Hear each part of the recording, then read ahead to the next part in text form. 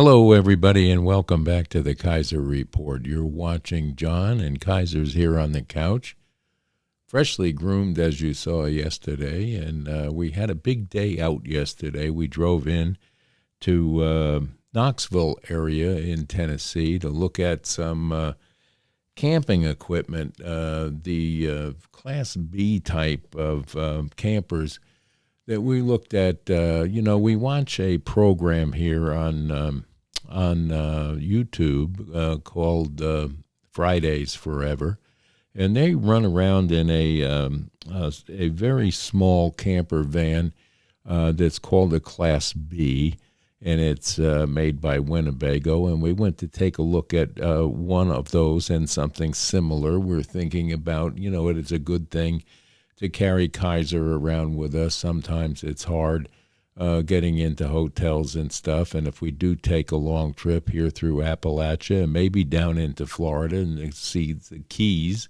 over this winter, we thought maybe we are thinking about maybe purchasing one of these units after we study and understand the differences between them all, because they're very difficult to understand, and not having ever had a camping device in my lifetime, it takes a lot of research before you can plunge into something that will be that expensive, and the understanding of how to operate these things safely and get through what needs to be done in a learning process. There's a learning curve to all of these items that you can get into as far as camping and sports and things of that nature, that you should study first and be proficient in understanding how these things work and how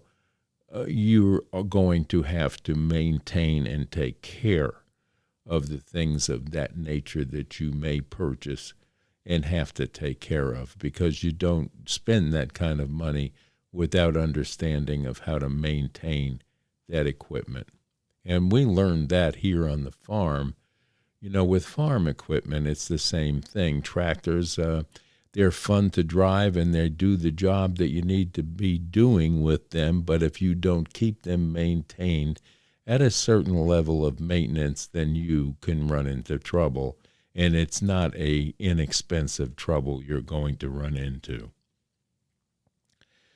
Anyway, we'll take a look at some of the things that are going on in and around the country. Everything is any more hard to understand what's happening inside the mechanism of government here in the state or the country, especially when you start to look into some of these blue states with the mayoral races that are going on.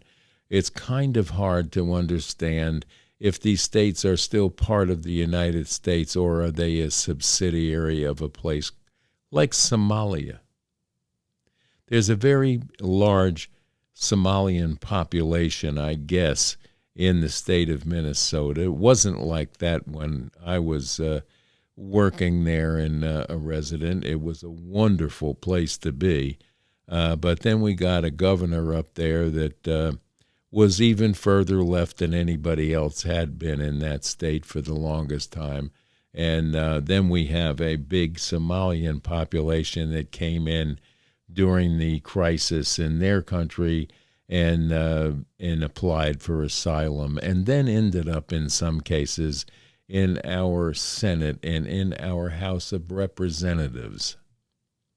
And now you have a mayoral candidate, very similar to the one that's in New York, only not quite as covered up with protections as the other ones were. And he believes that when he calls home, it's Somalia, but when he wants to run for the mayor, it's Minneapolis. And he thinks that there's going to be a marriage of Somalia and Minneapolis. And it's pretty hard to understand what the heck is happening in Minnesota. But let's just take a look at what he had to say right here. We should make dua for him and pray for him. I understand that our Somali communities are all connected to each other. Here in Minnesota and back home, and I ask for your support. There's always been a link between our community here as well as back home, and I'm running to bridge that gap and unite all of us and represent all of us, because when we succeed here, we succeed everywhere. And I'm hoping to do that. There's always been a link between our community here as well as back home. No. Almost unbelievable that these people will tell you exactly the truth if you care to stop and listen to what these morons have to say. And they tell on themselves. Their alliances are not with the United States of America. Their alliances to their country of origin are still very viable. It's that way with Ilhan Omar. I mean, I'm not making this up. Listen to her. Listen to her protect everything bad and turn against everything good. You think this character here is going to be in any way, shape, or form different? He's telling you we're going to be, together with home. Home is in the United States. If you brought yourself here looking for asylum to get away from a government you couldn't stand, why in the heck would you pledge allegiance to that government while living here and benefiting from everything the United States has to offer? There's a problem with that, folks, and we need to realize that if it's not held in check in Minnesota, if it's not held in check in New York and California and wherever else it rears its ugly head, it's going to infect, like a disease, the rest of the United States of America. And we should never be a socialistic, communistic government in this country, in any state, no matter what. So we need to start to look at what is going to be the answer to fix some of these problems that we are facing right now, and get to understand why it's taking place. Oh. But then again, on the other hand, and when you look at what we have sitting in our congressional seats today, it is almost frightening when you can look at the likes of Maxine Waters, look at the likes of that silly idiot from Texas, Jasmine Crockett, and AOC, and the likes of Bernie Sanders, and then you have to ask yourself, what is wrong with the voting population in their particular states that they would continue to allow this? We know that California is a little bit crazy out there, and the voting population out there, I think, is moved around in redistricting to allow some of these people access to getting into politics. Politics has always been a little bit of a conundrum for a lot of people to try to understand. But let me try to give you a little brief history here of what we've seen in just recent lifetimes of most of you that are listening here. And probably some of the younger people are going to understand this as well. You have families that are embedded into what we like to look at as maybe called the deep state or the aristocracy of the United States. When you look at the people like the Pritzker family and the Bushes and the Clintons and the inventing of what they believe is necessary to make you understand that this is all new and all okay, to invent somebody, maybe it's a person of color that they feel that they need to calm the seas or maybe convince people of color to vote their way. So they invent somebody like, out of nowhere, we have Barack Obama. Barry Sorteo, or whatever the heck his real name was, that came into the United States, I'm sorry, not from Hawaii, but from somewhere else as a foreign student, and got foreign student visas to go to college, so on and so on. We all know the history of this, but he was invented by the Pritzker family in Illinois, where he ended up after supposedly going to Columbia, supposedly going to, I don't know if it was Yale or Harvard, where people don't remember even seeing him there. And they promote him into the Senate or the House in the state of Illinois. And that's where he began his rise into the political arena. And then all of a sudden he gets hooked up with Hillary Clinton and then gets into the National Congress. And then from there they decide to, when Hillary was going to run for president, she got knifed by her own invention, and he rises to power. He gets elected twice in this country against people trying to understand where in the heck he came from, because no one's ever heard of this guy. Gets elected. Whether he did a okay job or not, I don't know, but he told us all that he was going to fundamentally change America and the American values, and did his best to propagate the Saul Alinsky teaching that he was part of in his rise to fame and fortune. He now is a very rich individual, owning a lot of major mansions.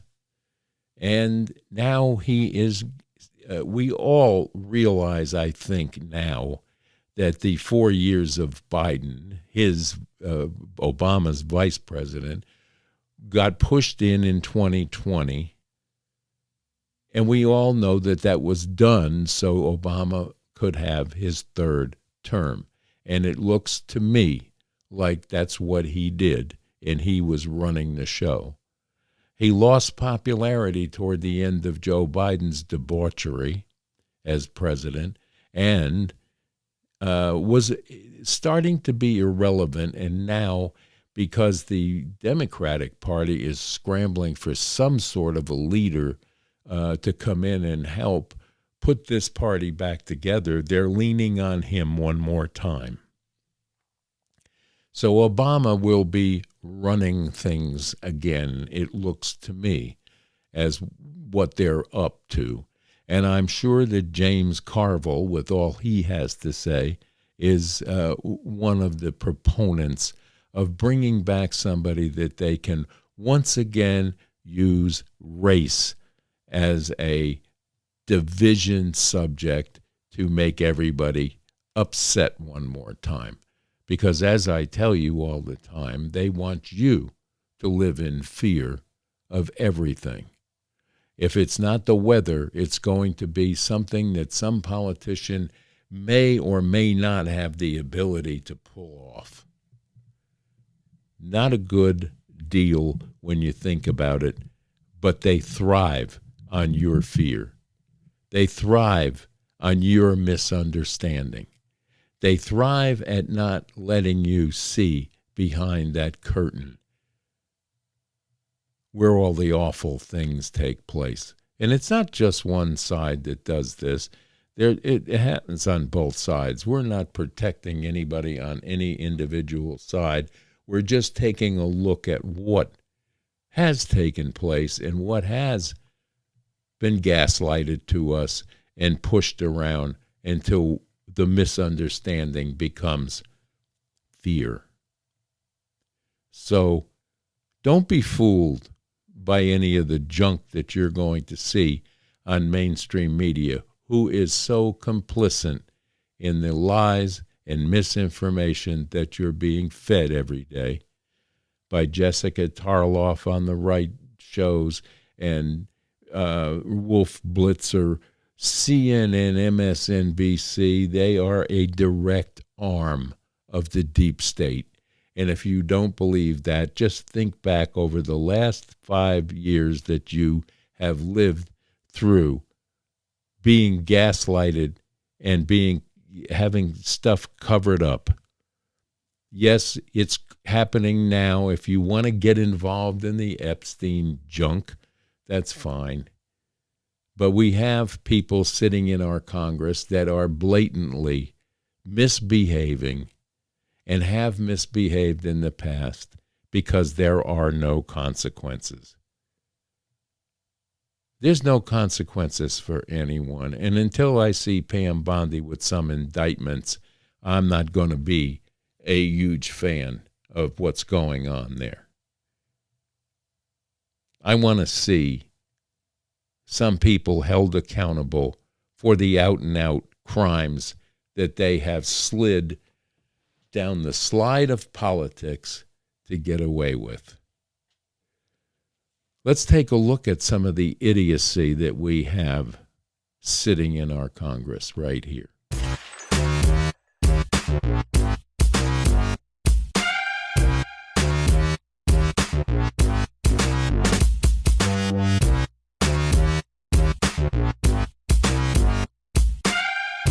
His crypto company that is launching the stablecoin, USDI, American Bitcoin, a Bitcoin mining corporation founded by Eric and Donald Trump Jr., and Social Truth, Bitcoin ETF, and Crypto Blue ETF. And even Millennia owns crypto. Who's that? Let me just tell you something. When we take a look at what is going on right now, the president, take a look at what he's doing with crypto. The president of the United States is engaged in a crypto con of massive proportion. It's appalling that this Republican-led Congress can sit idly by and enable this blatant scheme. And I want to tell you, as we sit here and listen to those who have been trying to destroy financial CFPB. In just 6 months, he has entered into the following crypto ventures. The President of the United States. Do you hate America? You gotta love Maxine. She knows not what she's talking about. She doesn't understand any of the financial aspects of this country. She certainly doesn't know any more than I do about coinage and digital banking and Bitcoin or whatever you want to assign to digital currency. I believe that it's something that's here to stay. There are a lot of people that believe in it. Should we run it down or tell you that it's bad? We don't know. It's no different than the stock market. You're taking a risk in investing your money in digital coin or into stocks for companies that you have no idea how they're being run and whether or not they will stay viable. It is a gamble, total gamble, when you play in the stock market or when you play with Bitcoin or any other currency other than the currency that is our own. Not telling you don't do it. If you know something about it, if you feel comfortable with it, act upon it as you see fit. It's your money, and you should have control of it. Speaking of money, we had J.D. Vance had to come in as a tiebreaker. You know, when you look at what's going on in the government, it's almost comical that it's like theater. We're going to hold out on the left side of the aisle. We're going to have a handful of holdouts on the right side of the aisle. And then comes in the Long Ranger that is going to break the tie. It's like theater. It's almost an act that is unnecessary. And why in the world the $9 billion in savings that not one Democrat could see fit to vote for is absolutely amazing. And I hope you all remember, if they're in your state and did this, get them the heck out of there. They're not helping in any fashion. They don't want the goodies cut that they may be participating in, is what it looks like to me. But they sat on their hands, and they continue to sit on their hands like they do all the time. And you got Hakeem Jeffries, herding the herd of idiots that are anti-Trump, Trump derangement syndrome driven politicians that are protecting the criminal element in this country and could give a damn less about you or me. And it's almost a crying shame. But let's take a look here at the vote itself.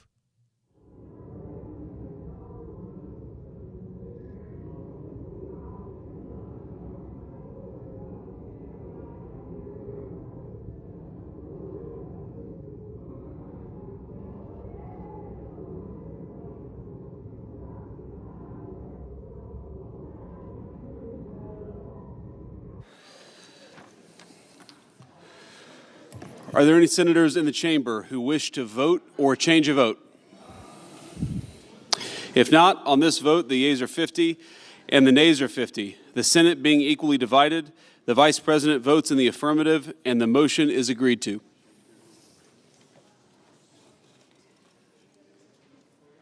So that was the right way, right?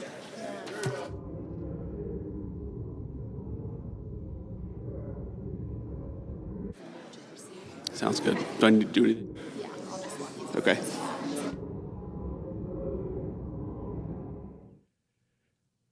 Another win for Donald Trump, I'd say. Another win for DOGE, because the DOGE cuts were necessary. There's still a heck of a lot more that can be cut. But we have sitting Congress people that won't allow that because of their particular special interest that they want to be involved in, that they can go tell their constituency they did it for them when it all was done for themselves. And that is the truth. You look at a Mitch McConnell, which was one of the holdouts on the Republican side. This guy can't even come to a microphone without freezing solid. You want to talk about a cognitively impaired individual. He makes Joe Biden look like a Rhodes Scholar. He's an idiot. And he's not capable of doing the job that he's sitting in and should be retired and put out of Congress. Yeah, he's not going to run again because he has no mind left to allow him to run. Who orchestrated his vote? Because it certainly wasn't him. He's not capable any longer of thinking through what the vote actually said.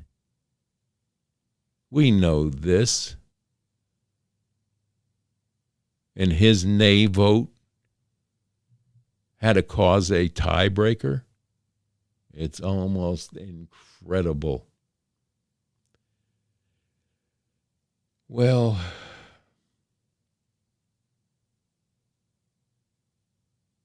we have some crazies in our Congress. If you look at this Jasmine Crockett, here's a highly educated young lady that used to speak normally, and now you would think she's a hood rat when she talks. You'll see some of that here in Crazy Town today.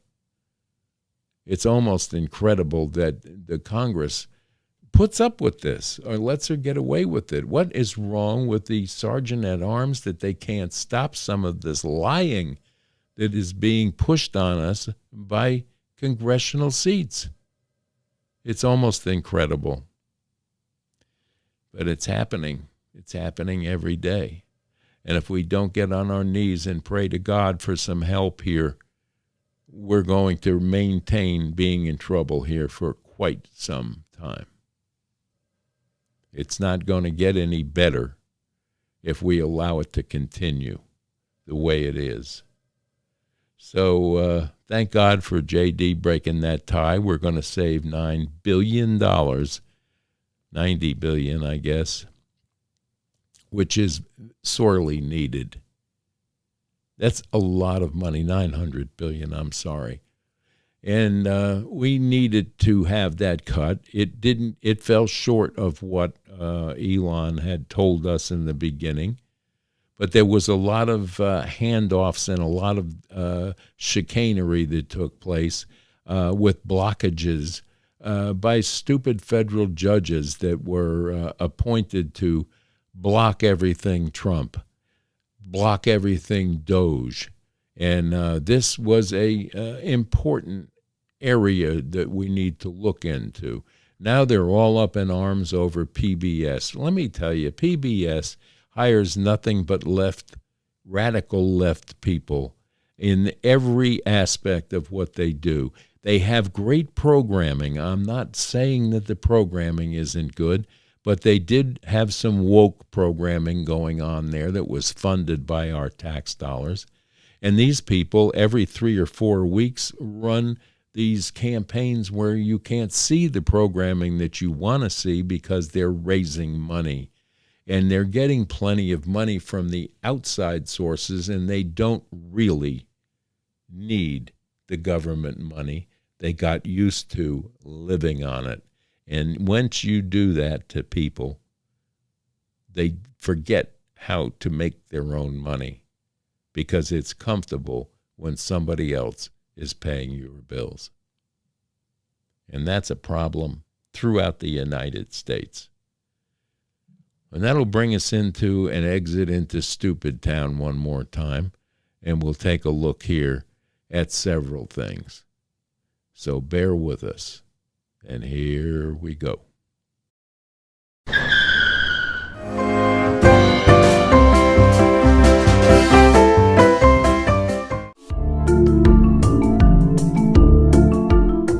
It seems like blue states are constantly putting red states on life support, yet we got these little red states that ain't contributing nothing, but they are definitely taking up a lot of money. You know, it is interesting because the governor in California, I don't know if you caught this, but Blah, blah, blah, blah. Governor Newsom was talking about just holding on to his dollars because California is what they call a donor state, meaning that they actually contribute more than they take from the federal government. And then you can go down south to states it's like Louisiana, who are broke, and so they need California to pay in. So it is so interesting that we are so concerned about whether or not we are pushing certain ideologies. Blah, blah, blah.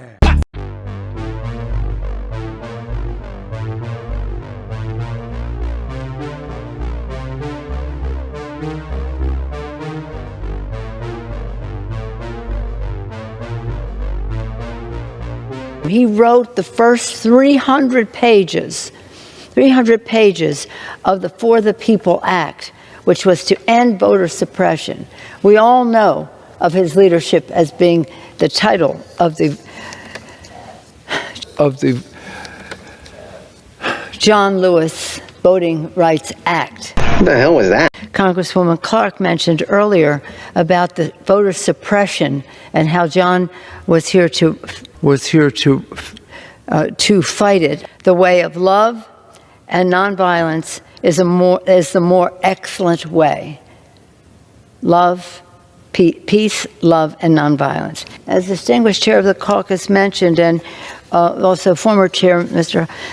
Stephen Horsford mentioned, as well as Congresswoman Beatty. Holy shit! It is on us to rise to the moment, to get in good trouble. Again, I was honored to serve with him for more than 30 years and learned from him all that time, and saw in this Congress how he taught us through words and actions the true moral leadership, what true moral leadership looks like. You are hanging on by a very thin thread. What are we doing? This is the United States of America, damn it.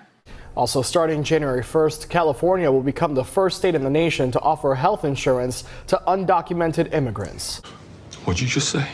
Starting January 1st, California will become the first state in the nation to offer health insurance to undocumented immigrants. Undocumented immigrants. Oh, hell no! In the new year, California will guarantee free health care to all low-income immigrants living in the state, regardless of their immigration status or age. One of my big concerns was also, health care. The state is doing this by adding an estimated 764,000 people aged 26 to 49 to Medi-Cal. That's the state's version of Medicaid for people with low incomes. My lord, is that legal? I will make it legal. 67-year-old Vivar is now an immigrant rights advocate and fights for deported veterans. He spends a lot of his time volunteering at the border helping migrants. Many are injured. The majority of the health needs that we're seeing occurred from border wall falls. Injured migrants are often taken to our ERs with serious injuries from border wall falls. Injured migrants are often taken to our ERs with serious injuries from border wall falls. Climb it! Climb it! Climb it! Look at that sticky bastard go. The expanded coverage is estimated to cost $2.6 billion every year. The changes to Medi-Cal start January 1st. But how about if we give each person in your audience the brand new, totally redesigned 2012 Volkswagen Beetle?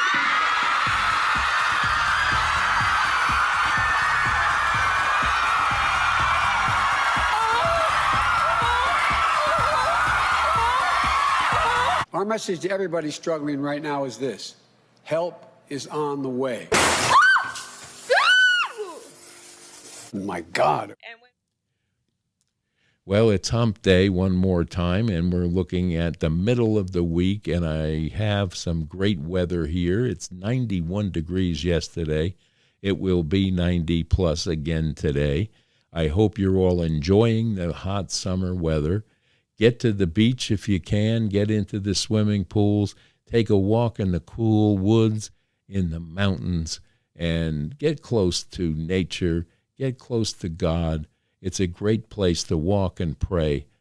Take a walk on the beach and say your prayers, because this country is running again on the right track. We're going to experience prosperity. We're going to take the Democrats kicking and screaming through it, but it will happen. We have a very smart president at the helm with a cabinet of people that are very well capable of handling the jobs. We have peace occurring now in a couple of nations. We have one problem that is going on with Putin and the Ukraine.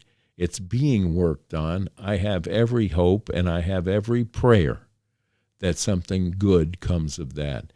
And I urge you all to pray for peace in the Ukraine and Russia as well. There are a lot of fine people there, a lot of people that have been through hell and back during this war, and we'll do what we can to help them in and out of it. But until then, we just have to pray and pray diligently that peace comes to these nations and that the leaders of these nations hear the voice of God and stop what they're doing. So until tomorrow, Thursday, we wish you to stay safe, stay strong, and stay tuned to the Kaiser Report for more information, commentary, and a look-see occasionally at Appalachia and God's beauty. Bye-bye now. God bless.